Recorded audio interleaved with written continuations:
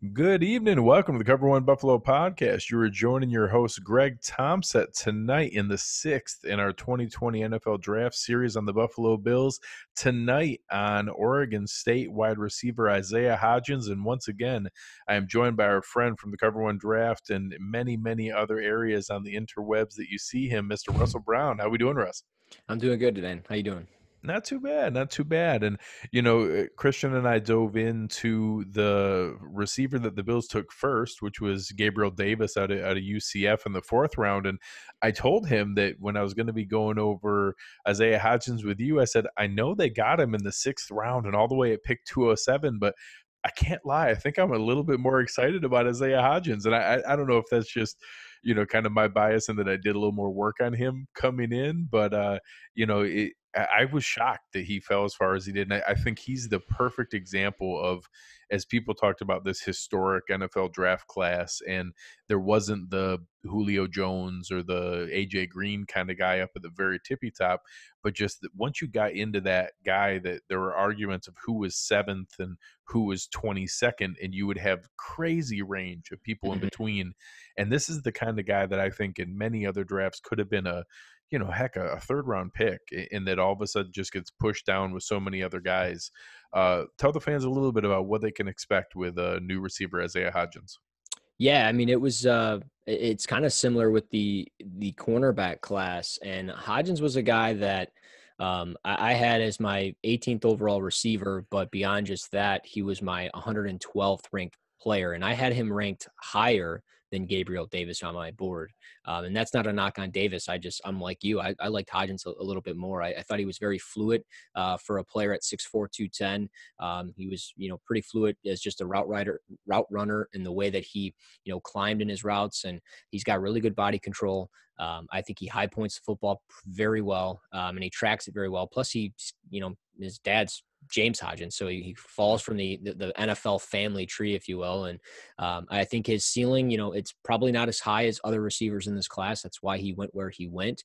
But I think if you're looking for kind of a low end productive receiver that can give you help on third downs and in the red zone, I think you get a guy like this with Hodgins. He's not a true speedster. He ran a 4.61, but again, he's got a 36.5-inch vertical, and he did the 3-cone drill in 7 seconds. So I think there's some certain explosiveness to his game, and it shows. And I'm excited about this landing spot for him. Is as far as a team that I think needed a future number 3 and number 4 receiver down the line. So I think he can develop well in this offense. Yeah, and I think that you see some of the measurables here. The full 6'4", I actually think he was 6'4" and change. 210, so not too thin from that Mhm. standpoint. Had the arm length and hand size you would expect of someone that height. But then also adding in, being that height and still having that kind of explosion in the vertical and the broad jump, I thought was pretty exciting to be able to see that and to put it together. And you see some of the guys that they comped him with. Obviously, you saw Michael Pittman, and he was right there in that idea of some of those guys that got a little bit more attention in Pittman and Claypool. But when you were looking at those bigger guys, that's where all my attention was, because obviously the Mhm. Bills trading for Stephon Diggs, having John Brown, having Cole Beasley, they had incredible footwork, great route running, great separation.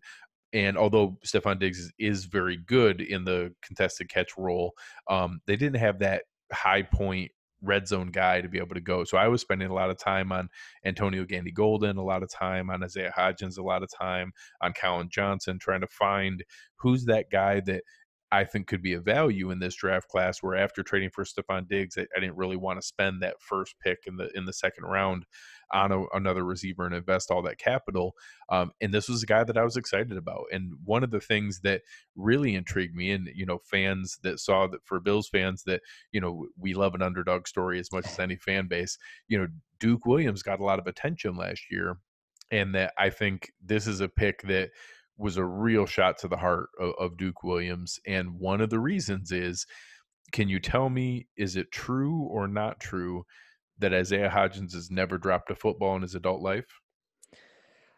I believe that is true. I don't think he's ever. I don't think he's ever dropped one. It just, when you see the numbers and the catch rate, and that, I think one site actually had him as 0 drops. I think another had him as 1 drop, but they Yeah, it was regardless of around 1 or 2 yeah, where the statistically. judgment is on what it is, the fact that they're debating on whether it's 0, 1, or 2, is pretty incredible for the high, the numbers you're talking about in that Oregon State system. Yeah. You're talking about a lot of balls, and to have 86 catches, 1,100 yards, 13 touchdowns, I think 29 in the red zone, Yep. and to have that few drops and that kind of catch rate is an exciting proposition. Yeah, no, and that's it just shows how well he attacks at the catch point and how strong he is at the catch point to be able to secure passes, whether it's in a tight window, or just if it's draped in coverage. He's going to be one of those guys that I think figures out how to utilize his size and his length and the strength that he has. Cause he's not the strongest guy in the world, but he only had 9 reps at Yeah. 225, but again, he's got long arms and he attacks well. So he understands, I think, the technique needed to win at the catch point, being that his dad was, an NFL pro for so long and learning probably from other veterans throughout the course of his life and just probably watching film at a very young age. So I think if you're a Bills fan and you see where they got him late in the draft process, like I mentioned, I mean, I had him 112th on my board, and my board's a little bit different just simply because you've got a lot of top level guys, and then you get to some of those day 3 guys, and once you get into pick 105 and really lower and beyond that, you get into those day 3 guys. So I did view him as a day 3 option, but I think it's a great value, especially where the receiver room's at right now. But I think in the long haul, where the receiver room's going to end up going when you have guys like Brown and Beasley off a contract, you're going to need somebody to turn to, and I think Hodgins can be that guy. Yeah, and I think people throw around terms like catch radius and things like that very generically and don't really understand where that comes from. And sometimes catch radius can be a guy like John Brown's ability to track the ball deep. Sometimes Hmm. catch radius can be someone like Stephon Diggs' body control and footwork at the sideline. Isaiah Hodgins is more of the stereotypical traditional catch radius in that when you have the hands that he does with the wingspan, with the height, with the ability to high point, and that high pointing is so critical because you take a guy, and I referenced some names earlier. You look at a guy like Colin Johnson that it measures actually bigger than Isaiah Hodgins Hmm. even, but just in film never played to that size. And you have a guy like Isaiah Hodgins where he would legitimately just, big boy guys. And he would just go up and be like, sorry, you can't come up here to get the ball. I'm going to go up over top of you and you just can't do anything about it. And oh, Yeah. sorry, I already have the ball. The play's over. We scored. And Yeah. just being able to do that against Division 1 cornerbacks and guys who are getting drafted now is just such an impressive ability to be able to go up and do that. And, you touched on it that I think if he went to the wrong situation, where he was asked to run a full route tree day 1 or to go in and be some primary weapon right off the bat, I think he could get discouraged, could be disappointing or seen as a poor pick. But the fact that there is such an established core ahead of him of really savvy veterans who, Stephon Diggs, for any of the other things that people talk about there, he's world renowned for his work ethic and how Hmm. hard that he puts himself into the game. To be able to watch someone like that, to be able to, the way that John Brown carries himself, the time that Cole Beasley puts into his footwork, and if he picks up anything from those guys and adds that to his skill set where he's able to slowly come along, they just get to use him in some of those, red zone situations, 4 wide situations, limited snaps, where maybe he's getting, maybe 10 or 15 snaps a game. But he's maybe able to make a presence on special teams early on. Maybe he's Hmm. able to get in some other areas. I think that's exactly what you laid out, that maybe in time, we're excited about this year's receiving core, but Brown and Beasley are both over 30 already, and that Yeah. you need to be prepared for it. And bringing in guys like Davis and Hodgins, where obviously Diggs is 26, and I think we have a nicer run with him. But being able to pair that, I think that Hodgins is a guy that Bills fans are going to be really excited about in the future going forward, even if it's only maybe a couple glimpses this year. Yeah, and I just looked up, his drop percentage because that was bothering me. It was only 1. So I mean, he does Phew, catch that's crazy. everything. And he had he had 123 targets this past year, and 93 of them were catchable. He caught 86 of them, and he only had one drop. So 13 touchdowns, almost 1,200 yards. And, you mentioned him bringing that presence as a special teams guy. I think that's certainly going to happen. And when we talk about the work ethic of guys like Stephon Diggs, I think that's something that's going to benefit him because he'll get to pick the brain of one of the best route runners in the league. And that's what Stephon Diggs is. And you're going to be able to pick his brain. And that's an area that he needs some refinement. He needs to get better as far as being a route runner because he didn't run the route tree. But again, the production, it's there. He catches everything. And when we talk about guys, and you mentioned this, guys like Colin Johnson who just skyscrape and just one up guys at D1 corners. Well, another guy that did that was T. Higgins, and he was the first pick of the second round. But T. Higgins didn't have the vertical, and he's the same size as Isaiah Hodgins. He's, maybe a little bit thicker, and he's certainly got, probably better body control.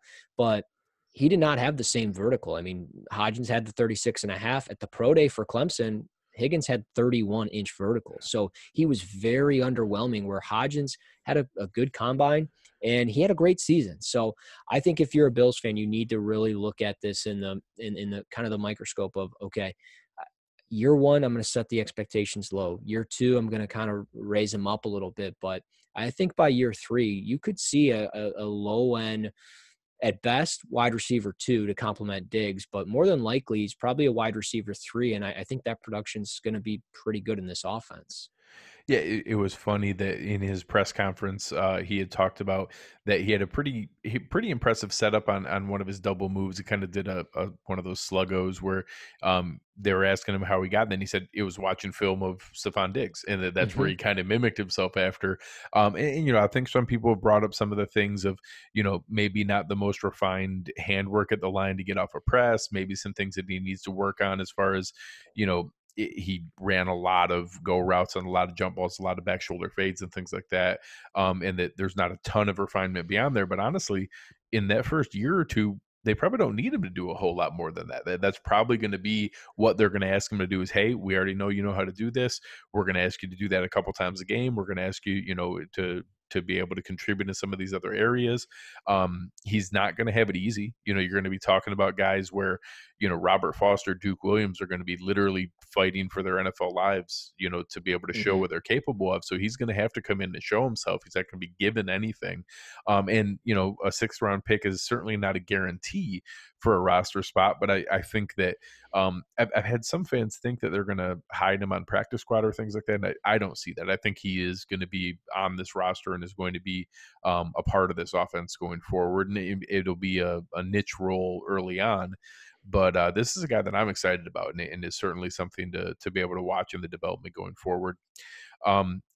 You had brought up T. Higgins. That's actually a really good comparison from my standpoint. And I'm not saying they're equal, Mm-hmm. from a prospect standpoint, but if you hid the jerseys and showed their highlight reel, you'd have a hard time picking out which one was which one was Yeah. going 33rd and which one was going 207th. There's an awful lot of similar plays, similar style of play, and similar production when you watch the two of them. Yeah, and I mean their frames are a little bit different as far as height and weight, and just overall their their lower body and just upper body, just physically one looks thicker than the other. I'm going to call it what it is. And Hodgins, though, I mean it's similar, I think, in a sense, as far as if you saw him running next to like a Michael Pittman, you'd be like, wait a minute. Am I watching USC or am I watching Oregon State? But yeah, they like, and that's the thing that I think was so different with this class was you had your Pittmans, your Higgins, your Hodgins. You had so many guys that were so good at tracking the ball, finding it in the air, and plucking it out of the sky. And that's something that you don't get every year. You get a lot of speedsters. You get a guy like Henry Ruggs who flies down the field, and maybe not that fast, but you get your Jalen Riegers and you get your KJ Hamlers. It seems like those are like a dime a dozen, but these guys were very different this year, and it was very effective to see what Hodgins was able to do. So, I mean, if you're a Bills fan and you think of like just production of a guy that, we talk about Higgins in the play style. Well, Mike Williams for the Chargers was 7th overall pick. similar play style, very similar as far as good body control. And again, I'm talking play style. I'm not saying pro comps or anything. So before anybody starts commenting on this and going, hey, he's comparing him to a seventh overall pick, that's not what I'm doing. But if you were talking maybe future production and future statistics, I mean, Mike Williams had 49 receptions this past year. So he's starting to take the steps in the right direction. And I think that's something that if Hodgins can get to that 40 to 50 catch range, that's a home run, Oh yeah. especially when you're talking about a guy where he was taken. So I think I like this pick a lot. I mean, it's probably one of the better day 3 value picks that nobody's really talking about. So I'm happy that we got a chance to talk about. Yeah, and I agree.